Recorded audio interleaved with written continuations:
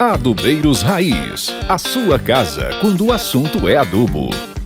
Pessoal, sejam muito bem-vindos a mais um episódio do nosso podcast Adubeiros Raiz, hoje com a presença do Alessandro Rabelo, né? Para quem não conhece, o Alessandro é engenheiro agrônomo pela UFG em 2005, ainda começamos junto lá, viu Alessandro? Começou a carreira como trainee na Mosaic Fertilizantes, por onde passou por vários cargos nos pouco mais de 13 anos que esteve por lá, encerrando o ciclo como gerente comercial. Tem um MBA em gestão comercial pela FGV em 2016. Em 2017, abriu a AMR Business Intelligence. Atualmente também acumula a função de inteligência comercial e diretoria de vendas na GEM Fertilizantes. E a nossa discussão aqui hoje é o atual mercado de fertilizantes. Tudo bem, Alessandro? Ô Jeff, tudo bom, graças a Deus. Muito obrigado aí pelo convite. É um prazer enorme estar aqui com você. A gente se conheceu através de um colega aí. Estou vendo que a gente começou meio junto no fertilizante na mesma época. Uma hora a gente tinha que trombar, que o mercado do mundo do adubo, a gente fala que do agronegócio o pessoal fala que é grande, mas é pouca gente, então na verdade é mesmo, era difícil eu não ter te conhecido um pouquinho antes. Verdade, o tamanho de uma cereja. O tamanho de uma cereja. Mas Alessandro, aproveitar aqui o teu conhecimento aí, dentro do mundo aí dos fertilizantes. Assim como eu, você também tem uma trajetória, como a gente falou aqui, toda na cadeia dos fertilizantes, né? Como que isso aí tudo começou? O pessoal também saber um pouco mais do Alessandro aí.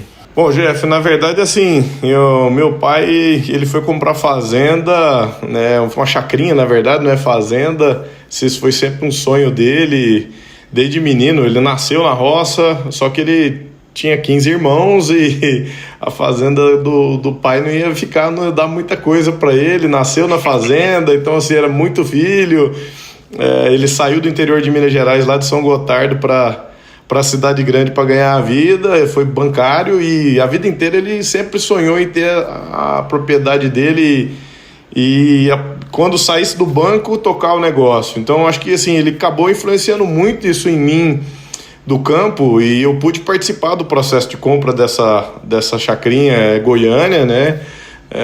A gente morava em Minas na época, eu sou mineiro, nasci em Montes Claros, morei muitos anos em Pirapora e mudamos para Goiânia, meus avós estavam em Goiás, e mudamos para Goiânia e ele sempre já estava meio de olho, ele comprou a primeira metade da chacrinha e eu a segunda metade depois, e eu participei desse processo, foi ele que me acabou aí influenciando muito, eu acho.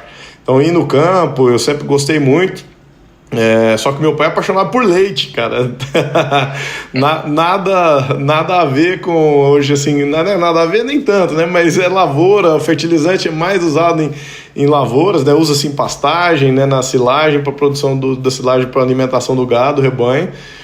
Mas esse amor pelo campo começou com ele. Então eu comecei ajudando a plantar o milho para fazer a lavoura para silagem, as recomendações de adubação para pastagem. Isso lá no comecinho, assim, eu falei, cara, esse negócio aqui, eu acho que eu tava muito novo para escolher o curso. Eu me considero um cara ainda jovem, tenho 37, vou fazer 38 e quando eu fui entrar na faculdade eu tava muito novo, né? Então, né, escolher o curso ainda com 17 anos para entrar na faculdade, então eu falei, cara, vou escolher uma coisa que eu não erro. E aí eu fui estudar, peguei um almanaque lá de carreiras, até do meu avô, e fui ler sobre cada uma das profissões que fazia. Quando eu parei do agrônomo, caraca, o agrônomo faz coisa pra caramba. Eu posso trabalhar com mecanização rural, aviação agrícola, construção civil na área rural. E eu falei, irrigação, não é possível, vai ter alguma coisa que eu vou gostar aqui nesse curso. A chance de eu errar é muito pequena. E eu acabei no meio do curso me apaixonando pela fertilidade e nutrição de plantas. Então foi até meu estágio curricular foi dentro da Mosaic na época. Veio fazer a seleção aqui na UFG em Goiânia e a gente participou. E eu entrei e foi assim que eu comecei. Legal, me fez lembrar duas coisas aí. Tinha um professor que ele falava, né? Talvez vários outros aí, Brasil afora. Quem não sabe o que quer fazer da vida, faça agronomia, né? Porque algum lugar ali você vai se encontrar na vida, né? De tanta coisa que tem para fazer. E o outro, que foi um amigo meu, que provavelmente quando você começou lá, chamava ainda Cargill Fertilizantes, talvez, né? E um amigo meu fez estágio curricular lá, inclusive pelo ano de formatura ele fez junto com você, né? Só que ele fez em São Paulo, o Fábio Cage. E ele fala assim, ó, eu agradeço imensamente a Cargill por ela ter mostrado o que eu não quero fazer da vida, né? Pra você ver como que, tipo assim, um se apaixona e o outro fala assim, cara, tô fora desse mundo aí, você é pra louco, eu vou seguir fazer outra coisa, né? Isso é verdade. A agronomia, eu tenho amigos que formaram, hoje eu tenho amigas que são egressos da mesma faculdade, e hoje ela dá aula de inglês específica para o agronegócio. É agrônoma, dá aula de inglês específica voltada para o agronegócio, com termos em inglês, agro. Então, assim, o leque é muito aberto, é muito amplo, é muito legal. E aqui, Alessandro, a gente sabe que você tem repertório aí para você ficar falando uma semana aí sobre o mercado, né? Mas quando a gente divide esse mundo nosso aí nos macroelementos, o que hoje está sendo crucial para um produtor tomar posição no fósforo?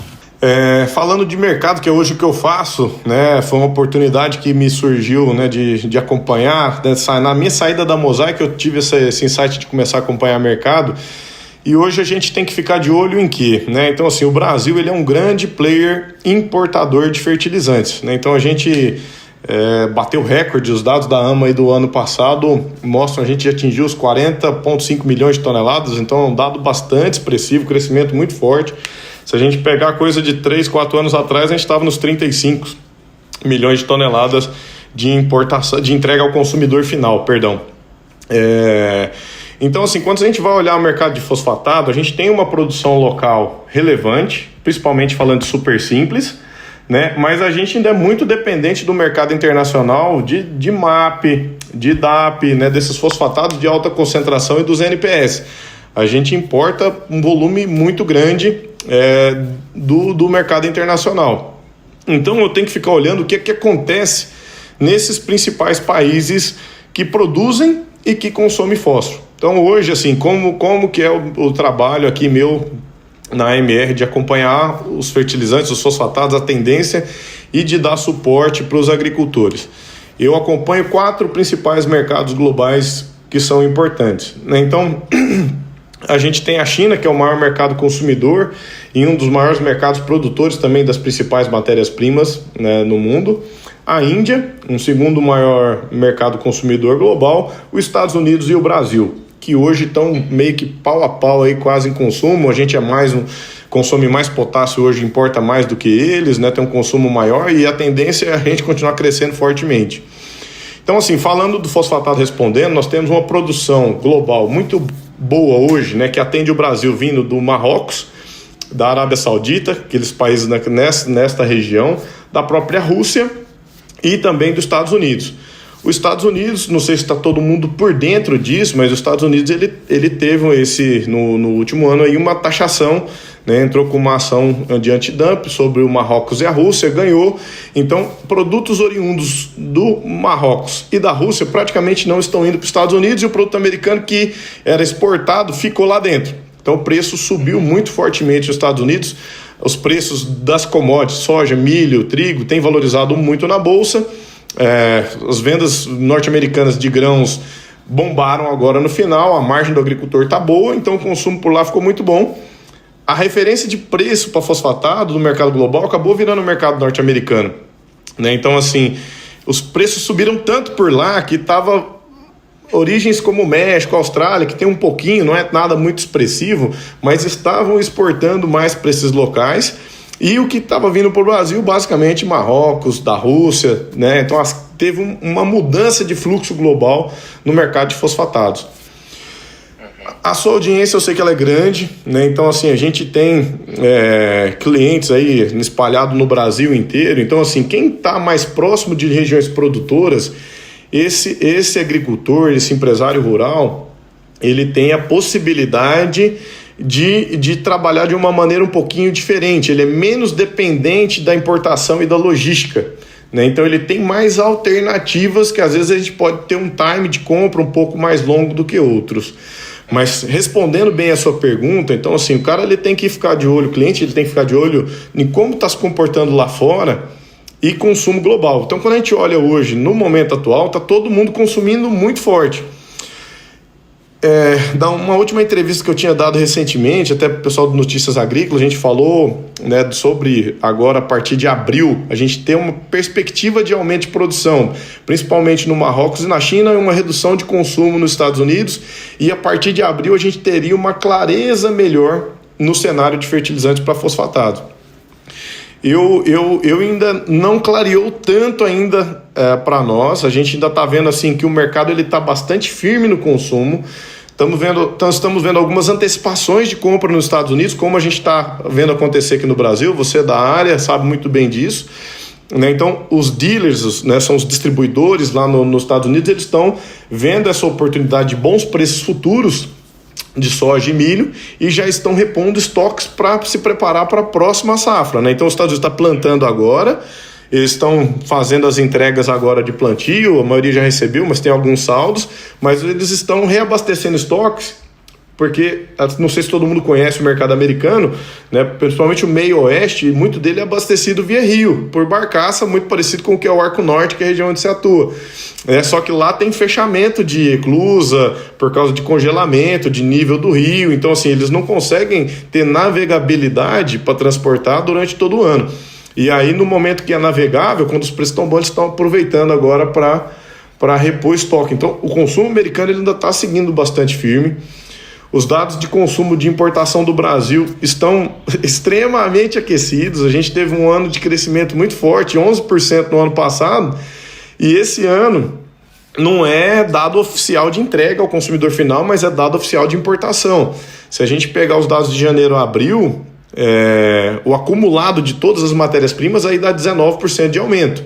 O MAP, o DAP e o Super Simples sofreram uma leve queda, 15%. Então a gente mostra que os preços altos subiram em janeiro e fevereiro, acabaram dando uma brecada, o produtor acabou dando uma freada um pouco nessas compras e esse saldo que tem, ele está brigando aí para tentar comprar um pouquinho mais barato, né? Então a gente vê um viés estável a fraco, porém o mercado ele tem que se comportar de uma forma diferente da agora para frente, principalmente porque os preços de commodities estão muito aquecidos, tá? O que você falou é importante, né? Para quem não está em regiões que tenha opções do cara comprar, né, uma produção nacional do fosfatado, é muito perigoso, né, se ficar tão exposto a uma logística, porque esse mercado, igual você mostrou também, está muito aquecido, né? E igual aconteceu esse ano, pelo menos aqui no Arco Norte, foram muitas pessoas que não plantaram milho porque simplesmente não tinha fertilizantes. Simples assim. Né? Tipo, deixou a empresa ter até um período que ela vai tomar risco ali, fazer importação. Depois, o que eu fiz, daqui para frente eu não faço mais. E o cara ficou querendo especular, quando ele foi especular ele não tinha nem para comprar. Né? Então é muito perigoso para quem está muito mesmo nessa região que é 100% importado, não entender o mercado e ficar à mercê aí de querer baixar 10, 15 reais no preço para comprar. E falando assim, se você for um ponto que você tocou muito importante, Jeff, que assim, nós temos hoje o aquecimento das commodities, não só commodities agrícolas, commodities não agrícolas, a gente pegar o petróleo, o aço, os minérios, que a gente sabe que o Brasil é um grande exportador, principalmente no Arco Norte, né, assim, estão com uma demanda muito forte. Isso ocupa muito o porto. A gente está tendo uma melhoria de infraestrutura logística, concessões, mas que isso não é da noite para o dia. E o país está aumentando a produção de grãos e aumentando a importação de insumos. Então, uma hora vai gargalar, ou seja, pagando fretes muito mais caros, ou faltando caminhão. Fretes marítimos estão mais altos, têm subido nas últimas semanas. Eu já tinha reportado aí para vários dos nossos clientes sobre isso. Nesses últimos dias eles têm aumentado bastante. Tem os casos de Covid na Índia aumentando muito, que é um player importante. Então, assim, vai ficando um cenário de mais complicado. Então, ele não pode demorar muito mais, que é o que você falou. Principalmente Arco Norte, algumas regiões do Mato Grosso, que são abastecidas via porto. Né, o lead time, o tempo de chegada entre compra e importação de uma matéria-prima, chegar, internacionalizar e mandar para chegar na fazenda, né, ou na revenda dos empresários rurais que a gente tem, vai dar problema, vai atrasar. E aí o cara vai ter um probleminha né, na planta, na resposta com o adubo. E daí, dentro desse mesmo construção de raciocínio, o que você fala para a gente do potássio? O cloreto de potássio, ele está com uma visão muito clara para mim, até falando bem a verdade, assim, ele saiu de mínima histórica o ano passado, a tendência do potássio ela é bastante firme, nós temos aí todos os principais mercados globais consumindo muito forte. O Brasil, janeiro a abril, está com 31% à frente do importado do ano passado. O ano passado já foi recorde, a gente passou dos 11 milhões de toneladas. O mercado tem enxergado isso também, tem antecipado essas compras. Estados Unidos também está comprando muito forte. Quando a gente pega aí, a Índia deve manter em mesmo nível do ano passado, ela não teve aumento de subsídio, o governo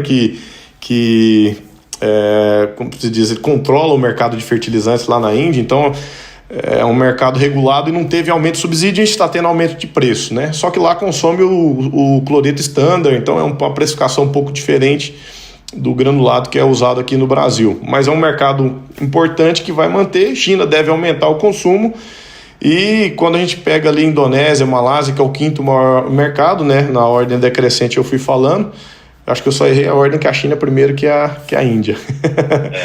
Então, Brasil, Estados Unidos, China, Índia, Indonésia e Malásia, que são mercados importantes. Nós temos óleo de palma com um recorde de preço e máximo dos últimos 10 anos, então a relação de troca melhora por lá.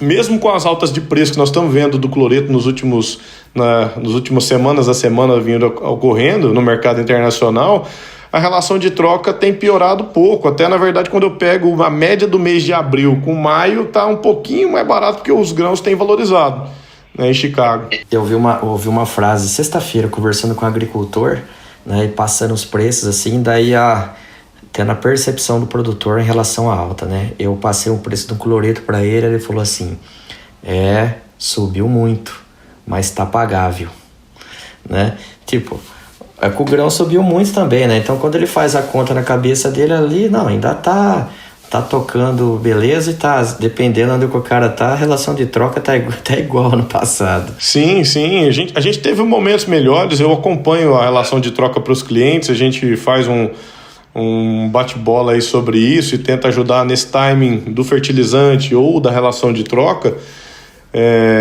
E ela teve momentos melhores aí no passado, mas ela ainda assim, quando você pega o histórico de relação de troca com soja disponível, com milho disponível, e compara com o preço atual do fertilizante, mesmo a paridade de importação atual, semanal, a gente ainda está em níveis historicamente muito baixos, pagáveis, né, como se diz. Então tira um pouco a referência do agricultor, né, quando a gente tem essas mudanças de cenário, de todo mundo, na verdade, não só do agricultor, inflacionou tudo, o carro subiu, trator, máquina, né, a gente teve ver entrevista aí de alguns CEOs de empresa de máquina pedindo para não ficar trocando à toa, compre o necessário para você não provocar mais altas, né, o efeito manada ele provoca mais altas.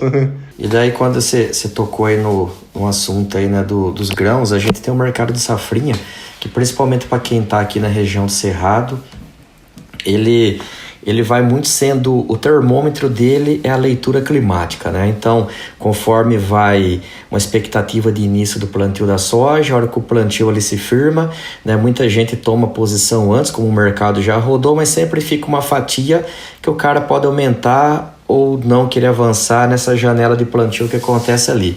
Mas assim, hoje a gente tendo o preço do milho, que até semana passada, retrasada, rompeu aí a barreira dos $8 o bushel, né? E a gente tendo também das minhas palavras aqui, parece que é um imã na frente da bússola aí para o mercado nitrogenado, né? O que você vê ainda, porque eu acho que o saldo ainda de mercado ainda é muito grande, que tem para acontecer. Qual que é a tua leitura para esses nitrogenados? Pensando no mercado safrinha? Isso. Quando eu falo, você já está falando safrinha do ano que vem. Esse que vai ser plantado depois da soja. Não, perfeito, vai ser plantado no ano que vem. A gente tem uma antecipação ocorrendo principalmente muito boa no Mato Grosso. Eu acho que pela região que você atende, do Arco Norte, acaba puxando muito. Aqui em Goiás tem poucos negócios realizados para a safrinha do ano que vem, tá? Então, assim, o adubo que o cara do milho que ele vai usar lá em janeiro do ano que vem, tem poucos negócios operacionados em Goiás, Minas Gerais, pouquíssimos negócios, até onde eu tenho noção. São Paulo também, onde a gente tem visão. Então, assim, eu enxergo o Mato Grosso mais antecipado. Os grandes grupos, eles enxergando esses problemas e tudo, eles acabam indo muito na frente, né? Então, eles veem time de oportunidade e até para eles poderem escolher, né? Porque o Mato Grosso, como a gente tem sempre experiência, se ele deixa por último, ele acaba não tendo opção de escolha, né? Como nós falamos, tem um tempo de atendimento entre eu startar uma importação, né? Eu produzir, chegar aqui, internacionalizar, entregar para o consumidor final e ter toda essa logística, seja via Paranaguá, que ainda atende muito o Mato Grosso, ou seja pelo Arco Norte, aí por Itaqui, por Barcarena, né, Miritituba. Então, assim, eu ainda enxergo que ainda tem muito para se rodar, principalmente aqui no Centro-Oeste. Mato Grosso já rodou uma fatia importante, mas tem muito por acontecer. O mercado de nitrogenado, né, e de fósforo, eles estão andando contra os fundamentos, né? Falando dos nitrogenados, por que contra fundamento, Alessandro? Quais são os fundamentos? Nós temos uma previsão de aumento de oferta e uma redução de consumo prevista. Estados Unidos está em final de feira. O que ele tinha que comprar para a safra atual que ele está plantando, ele basicamente já comprou.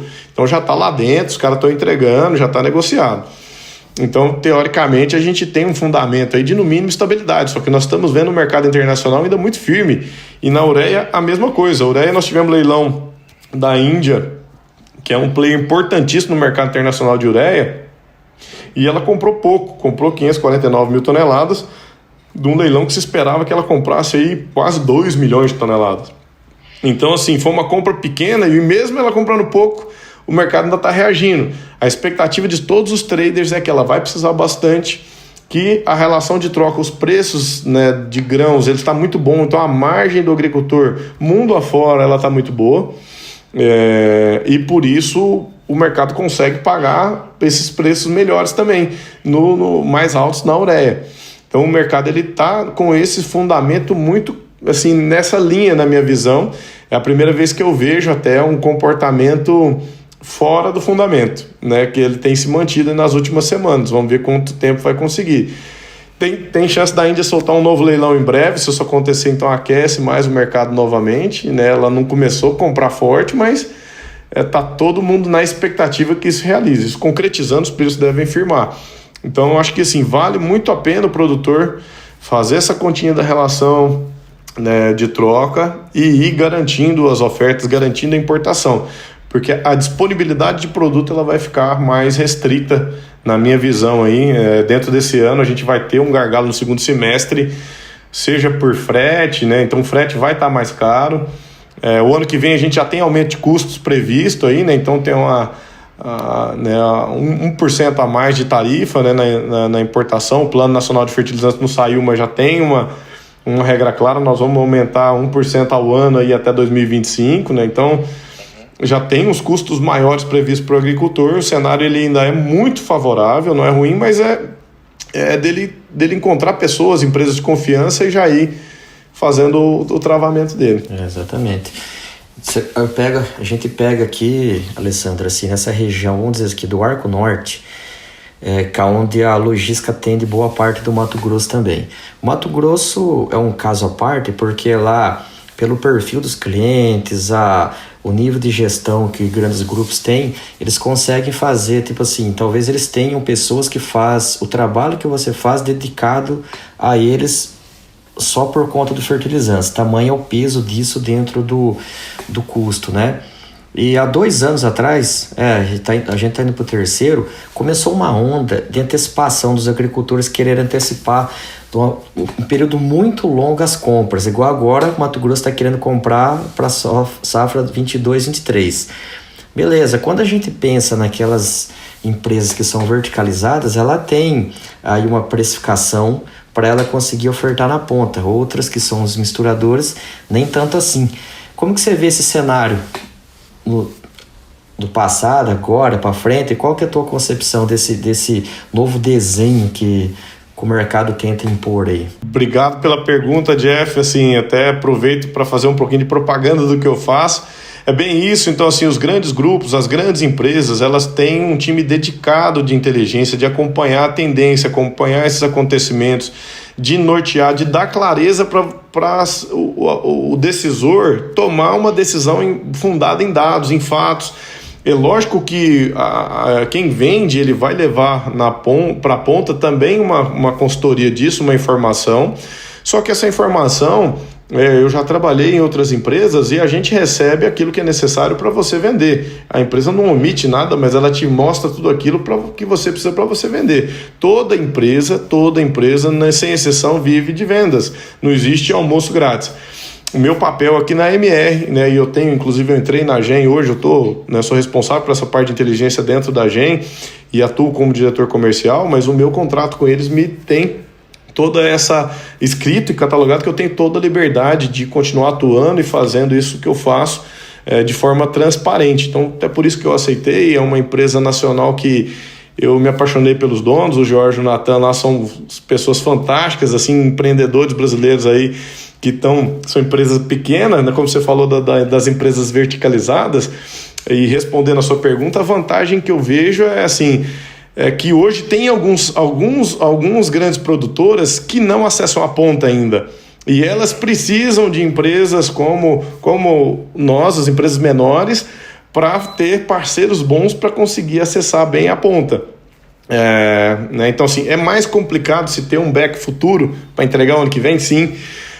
Mas as próprias grandes também que são verticalizadas, nem sempre elas também estão dispostas a fazer isso, né? Então, assim, sendo bem transparente, não é denegrindo nem nada, mas elas têm essa leitura de mercado que a gente tem quando você começa a acompanhar diariamente. Então, eu estou vendo que a relação de troca está muito barata. A tendência, os estoques globais de alimento estão muito baixos. A safra americana está em tendência de aumentar, tá? Mas e o clima? Vai ser batuta? Vai ser bom? A gente viu aí, a gente está sentindo na pele que a nossa safrinha não vai entregar, né, a atual que está no campo, que não vai entregar tudo aquilo que era previsto. Cresceu a área, cresceu o investimento, importação de ureia foi maior, mas ela não se realizou. Então está todo mundo enxergando, está muito claro que preços de grãos são muito firmes. Então, para eu estimular, para eu aumentar a oferta e diminuir esses preços de grãos, né, eu tenho que ter mais área. Então, o preço alto que é o próprio combate para o preço alto. Então, o agricultor ele vai investir mais, ele vai estar disposto a abrir um pasto lá, colocar bastante calcário, bastante gesso para plantar, porque ele pode já no primeiro ano pegar uma remuneração. Uma soja de 70, às vezes ele ia começar a ganhar a partir do segundo, terceiro ano, que ele ia começar a pegar o investimento para trás. Esse ano, se ele fizer um negócio bem feito, ele já começa a tirar. Então, assim, essa leitura de como que o mercado vai se comportar, as grandes, as empresas que têm um time disso, elas já enxergam. E a própria empresa que ela é verticalizada, ela também não tem tanto interesse de já precificar lá para frente, porque o agricultor não vai estar tão disposto a pagar muito mais caro que ele está pagando agora, no preço para o ano que vem. Ele quer travar, mas ele quer num preço meio parecido, entendeu? Então elas também regulam. Eu acho que assim, tem oportunidade para todo mundo. Isso é uma coisa que eu enxergo de coração, tanto é que se não fosse assim eu não teria vindo para a GEM. Eu ficava só na minha consultoria aqui. É uma oportunidade que eu enxerguei hoje de conseguir ajudar mais. Então eu vejo que assim, é difícil, não é fácil, realmente, mas tem players importantes, né, e relevantes no mercado internacional que não acessam a ponta, não são verticalizados também, né, produzem tudo, mas eles dependem das misturadoras para entregar o seu produto na ponta. Então tem opções, existem opções, sabe? Mas é uma briga que ela tem crescido, né? Então assim, o mercado quando ele cresce a gente vê novos entrantes, aumenta a competição, isso é muito vantajoso para o agronegócio brasileiro e global. A gente ajuda o mundo aí a se alimentar, né? O Brasil tem um fator muito importante, muito relevante. Todas as empresas estão de olho para cá, né? Então você pega todas as maiores, se elas não estavam acessando a ponta, hoje elas estão, têm comprado distribuição, tem aumentado muita gente, justamente por causa de muita oportunidade. Até os adubeiros estão ficando bonitos, né? Porque éramos o patinho feio disparado, né? Como outros já passaram aqui, já disseram, ninguém queria trabalhar com adubo, né? Não tinha o romantismo do químico, das caminhonetes bonitas, era todo mundo andando de golzinho branco do para-choque preto. Eu falava assim, eu tô fora disso, né? Hoje já mudou muito, né? Desse jeito, Jeff, eu já acompanhei o podcast seus aí, você comentando justamente, cara, esse povo do adubo é doido, trabalha demais, não ganha igual os caras que vendem semente química. No que vida é essa? faz a logística, faz o marketing, é o cara que faz o dia de campo, que organiza tudo. Então, assim, realmente a gente inclusive escuta, eu acompanhei, cara que é do adubo, que vai para outro segmento, ele tem muito sucesso, mais fácil do que os outros, e muita gente que vem da semente do químico para o adubo nem sempre consegue permanecer, que ele é uma cadeia muito competitiva. Hoje em dia, produto exclusivo é muito difícil, então você tem que ficar bem no pé dos agricultores, você tem que ser um atendimento muito diferenciado. Mas é um negócio bem bacana, muito gostoso. A turma do adubo aí puxando a sardinha, né, para nós aí é diferenciado. É verdade. E esse negócio meu de inteligência, cara, ele surgiu assim, vamos falar a verdade, existem várias empresas de inteligência que falam de tendência de mercado, mas o meu é muito focado no agricultor, no suporte, nas revendas também, no suporte, na assessoria. Eu não sou uma empresa de relatório, de publicação, a gente acompanha o mercado, mas principalmente eu ajudo ele a tomada de posição, né, no time, na escolha, na estratégia. Então a gente ajuda nessa formação de estratégia aí. É um modelo diferente aí que a gente inventou e tem dado muito certo, e eu estou apaixonado por isso. Legal, eu já vou tocar nesse ponto aí, mas conta aqui para os nossos ouvintes, Alessandro, o que você espera para o agronegócio nos próximos anos aí?